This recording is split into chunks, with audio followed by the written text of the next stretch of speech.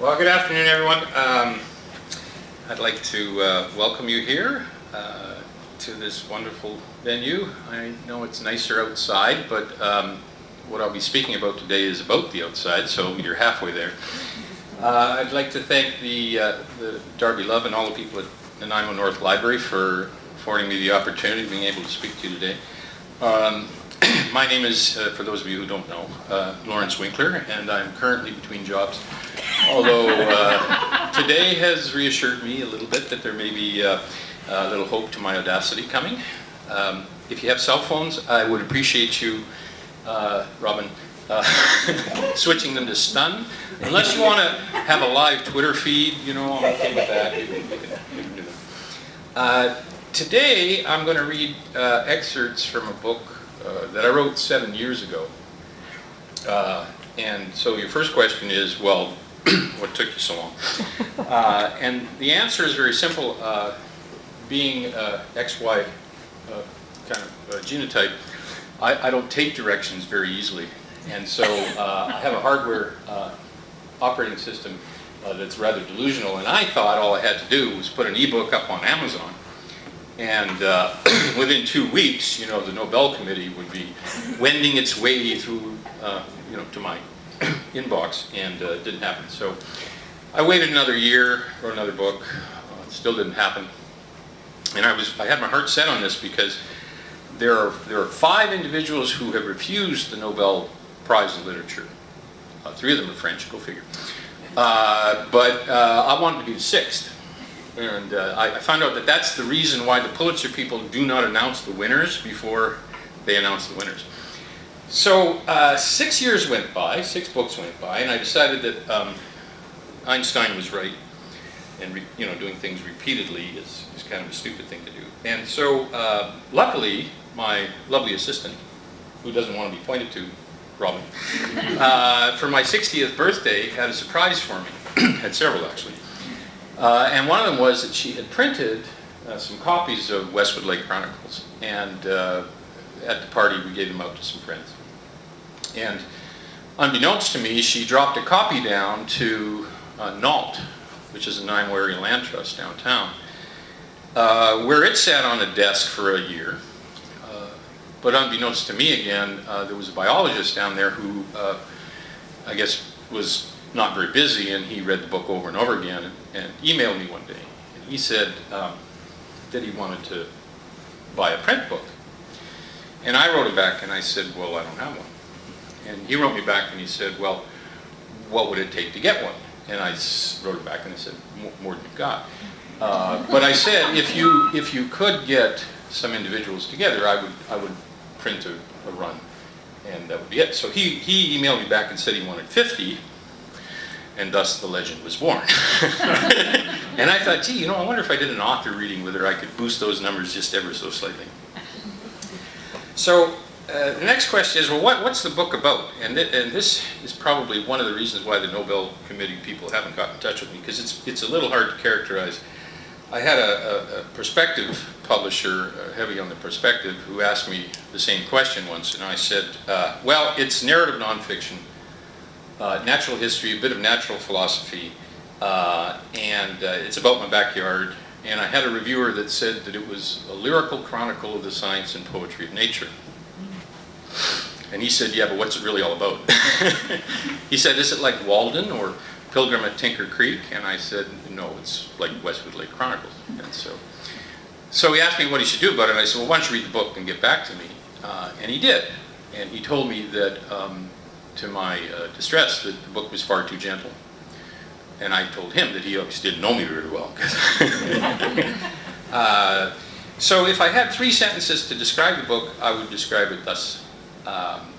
Everything has a story. We protect what we love, and we write what we know. And so that leads me to how I came to write the book. I didn't actually start out to write a book. I didn't actually intend to become a writer. I didn't intend a lot of things, but that's the way it goes.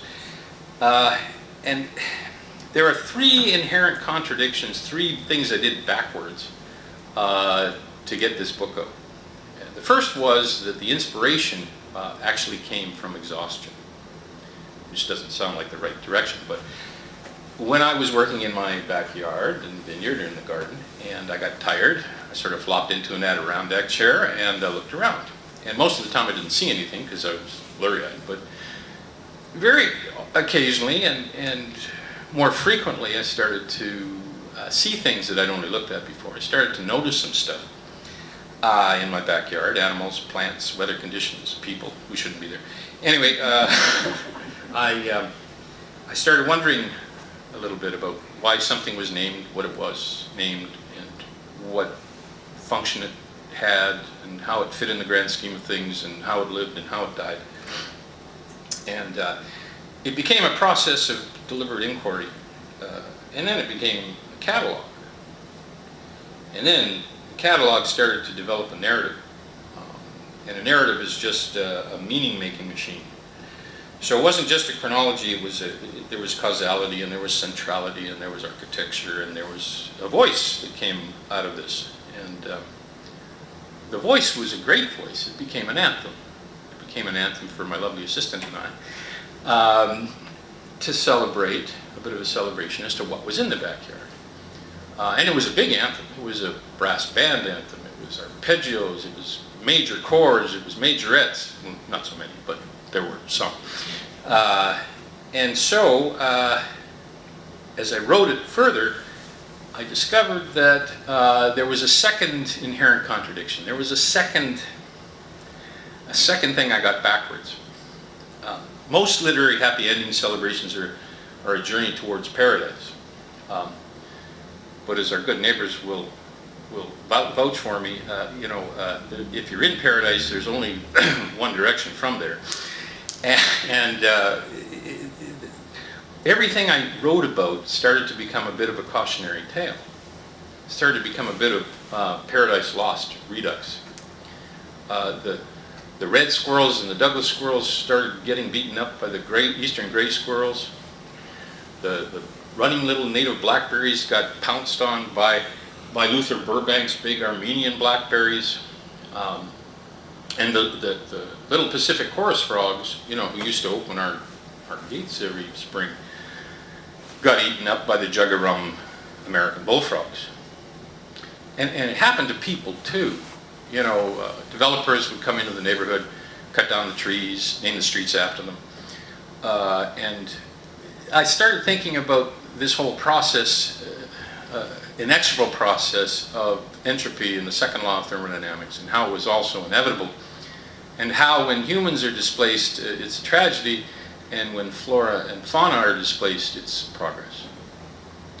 So all of a sudden I had an anthem that had a few minor phrases in it. It wasn't just all big major chords and arpeggios. But that paradoxically added a layer of richness as well. So for today's reading, I'm going to tell you the book can be read on three levels. It can be read on the lyrical level, the poetic prose at the bottom.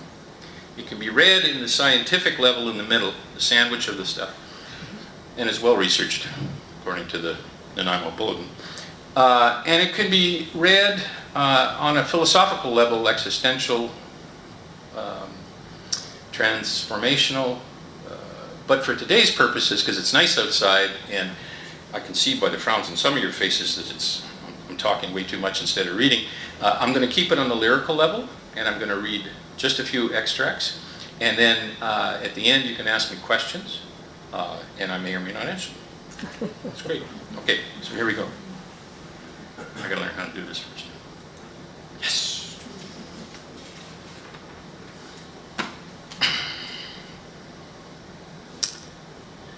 It was late afternoon when Shiva and I met them on the ridges. We were climbing, and they were lost. British couple, mid-30s, corpulent, very posh. "Excuse me, but is this the way to the top of Mount Benson?" asked the man. I said, "No." "Would you be so kind as to point us in the right direction?"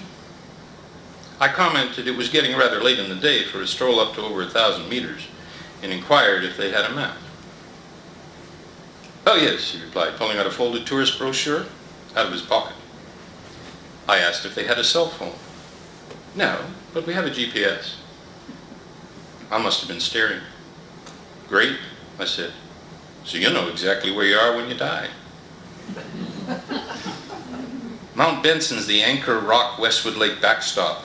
It stops us falling away to Tokyo. It's our Mondaily toxin cleanser, our chanterelle pantry, and our almanac. No summer garden is planted until all the snow is gone from the summit. From the Island Highway, the BC Ferry, or a puddle jumper plane from Vancouver. When Mount Benson comes into view, Robin and I know we're almost home. As harsh as my comment to the English couple was, Benson is not a salvatory. It has always been an aerial arena of clashing natural forces, economic and recreational vested interests, and occasional last refuges. Its slopes, like those of most other mountains, have been witness to and the cause of life and death, and occasional rescues. Snowmobilers have fallen through mountain lake ice, hermits have burned alive, and on October 17, 1951, the people on Queen Charlotte Airlines Flight 102 from Kitimat flew right into the mountain face at 1,600 feet when the canceled pilot mistook Nanaimo for Vancouver.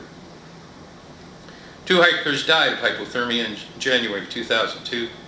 They had no means to start a fire, no map or compass, no flashlight, no extra clothes or space blanket, and no extra food or water. Their cell phone ceased working for unknown reasons. The lives of those that died elsewhere are often commemorated on the mountain with bronze plaques, scattered daffodils, or scattered ashes. I'm no mountaineer, but I've climbed mountains in my life. Kilimanjaro, Toubkal, Adams Peak, dozens more whose names I can't recall. I'm still on fire from this one in our backyard, though. I have a favorite YouTube video of another young European couple sitting on a knoll